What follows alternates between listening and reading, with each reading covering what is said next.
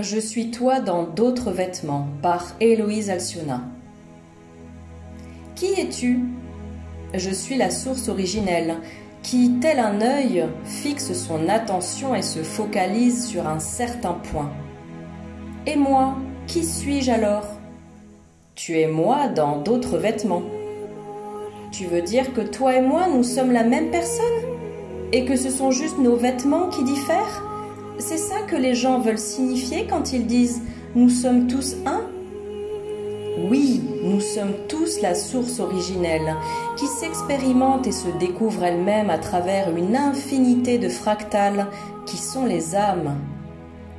Mais qu'entends-tu par vêtements? C'est la conscience de soi, l'histoire et l'identité que chacun se crée, le parcours et les expériences de vie amassées par notre âme, notre personnalité, nos idées, nos pensées, nos croyances, nos émotions, notre corps, nos attachements, la définition que l'on se donne de soi-même.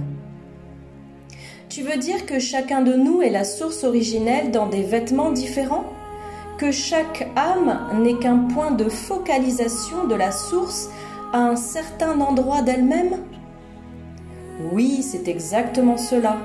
Même si le mot « endroit » n'est pas adéquat, car les lieux et les distances n'existent pas. L'univers, la source originelle, le grand tout, Dieu, appelle ça comme tu veux, n'est fait que d'idées et de pensées.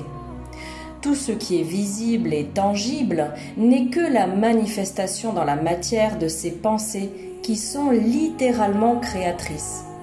C'est pour cela que l'on dit que tout est intérieur et que l'extérieur est illusoire. Cet extérieur existe, mais il n'est que la matérialisation de nos pensées, point d'attention en tant que fractal de la source. Mais si les lieux et la distance n'existent pas, pourquoi avons-nous cette impression d'être séparés les uns des autres, alors qu'en réalité, nous ne serions tous qu'une seule et unique conscience? Parce que lorsque la source est une, elle n'est pas consciente d'elle-même. Elle est, tout simplement. Mais elle ne pense pas, elle n'évolue pas, elle ne peut pas porter de regard sur elle-même. Donc elle ne peut pas se découvrir, ni se connaître. Certains appellent ça le néant. La source est comme un couteau qui ne peut se couper lui-même, ou un œil qui ne peut se voir lui-même. Donc elle a besoin de miroirs pour se réfléchir, dans tous les sens du terme, pour expérimenter et se connaître. Alors, pour accéder au moi, à la conscience de soi, elle doit créer la dualité, le moi et le non-moi, moi et les autres, moi et mes miroirs. Et c'est cette dualité qui amène la séparation. Car il ne peut y avoir conscience de soi sans une forme de distanciation envers soi-même. Se séparer de soi est le seul moyen de s'observer soi-même et d'accéder à la conscience de soi, à la conscience d'exister. Le ex vient ici rappeler la séparation intrinsèque au sentiment d'exister. Les âmes sont le fruit de cette dualité et de cette séparation d'avec soi-même opérée par la source. Même si la séparation n'est qu'une idée, une croyance, une illusion, elle est indispensable à la source pour pouvoir se découvrir dans l'infinité de ses facettes. Mais si la source, l'univers, le grand tout, est infini, la découverte de soi-même est donc infinie? Oui, c'est pour cela que chaque âme est à l'image de la source, infinie, sans début ni fin, et qu'elle expérimente et évolue sans fin. Mais alors pourquoi a-t-on cette sensation d'évoluer dans le temps, d'expanser notre conscience, d'apprendre et de nous améliorer au fil de nos incarnations, si en réalité nous n'avons ni début ni fin et que nous sommes déjà le grand tout, totalement expansé et unifié? Parce que qui dit conscience de soi, donc séparation d'avec soi-même, dit évolution, donc création du temps. Mais le temps est lui aussi une illusion. Il ne dépend que de la conscience.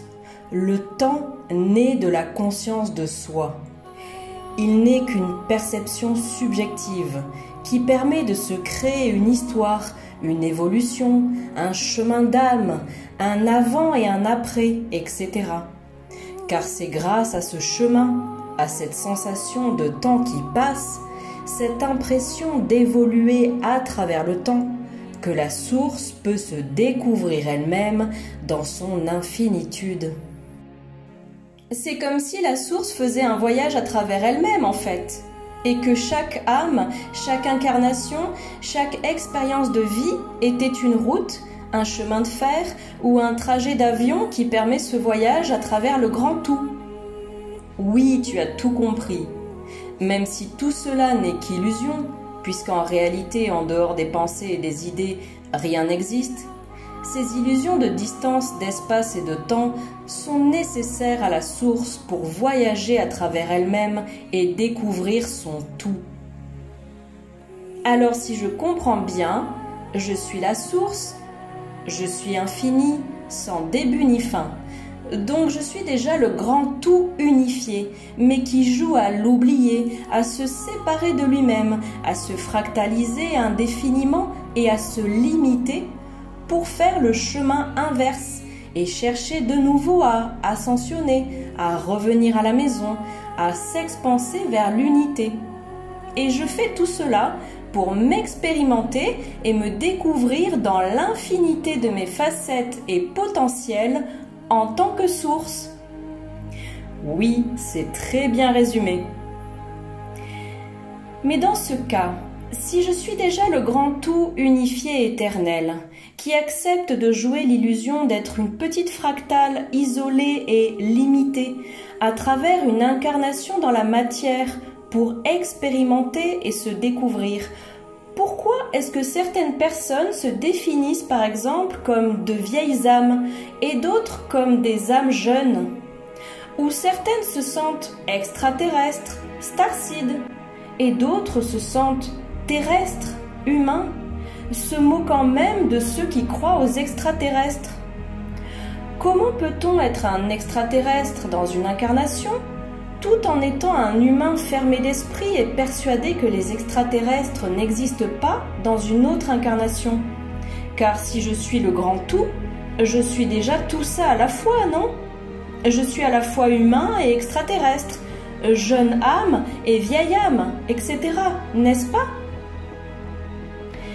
Parce que c'est la définition que l'âme se donne à un moment précis de son voyage. Cette autodéfinition est ce qui crée le jeu. Et ce jeu est à chaque fois comme un arrêt sur image dans ce voyage infini.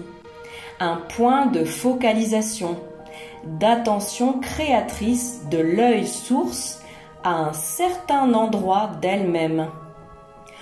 Au moment où tu te sens starcide et vieille âme, ou bien terrien et jeune âme, ou n'importe quelle autre idée que tu as de toi-même, tu ne fais qu'expérimenter ce que la source ressent dans ce point précis d'elle-même, sur lequel elle porte son attention à ce moment-là. Pour toi, en tant qu'âme, en tant que jeu séparé du grand tout unifié, ce point de focalisation de la source correspond à toute une incarnation, voire à tout un cycle d'incarnation de plusieurs dizaines de millénaires. Mais cette autodéfinition que ton jeu se donne à ce moment-là, car il est pris à la fois dans l'illusion nécessaire d'avoir évolué dans le temps, je suis une vieille âme car j'ai beaucoup vécu et beaucoup évolué, et dans le voile de l'oubli qui le sépare de toutes ces autres incarnations, pour bien rester concentré sur cette incarnation-là et ne pas se perdre dans les autres incarnations, point de focalisation de la source, afin de ne pas se diluer dans ces autres jeux et redevenir le grand tout qui n'a pas conscience de lui-même. Eh bien, pour la source, ce n'est qu'un coup d'œil ou une focalisation sur un point particulier d'elle-même. C'est pour cela que l'on dit qu'une vie n'est qu'un clignement d'œil à l'échelle de l'univers. La source œil zoome sur ce point, fait un focus, puis une photographie. Et cette photo-là en particulier, c'est ton jeu qui dit « Je suis une vieille âme starseed et c'est ma 4e vie sur Terre ». Mais pendant ce temps, tu as d'autres photos de toi qui se font ailleurs, dans d'autres espaces-temps, dans d'autres points de focalisation de la source œil qui pensent autre chose de toi, qui se définissent autrement. Peut-être comme une âme jeune ou comme une figure géométrique orange qui nage dans un lac en chocolat pendant que des croissants tournent dans des tasses en papier crépon. En réalité, tu as une infinité de définitions de toi-même, et c'est cela qui forme le grand tout, la source originelle. Mais en tant que source, tu as décidé de diviser ton œil en une infinité de petits yeux qui se focalisent chacun sur un point différent de toi-même.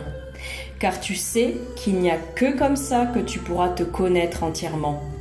Même si cette quête de toi-même n'aura jamais de fin. Car c'est le chemin qui compte, pas l'arrivée.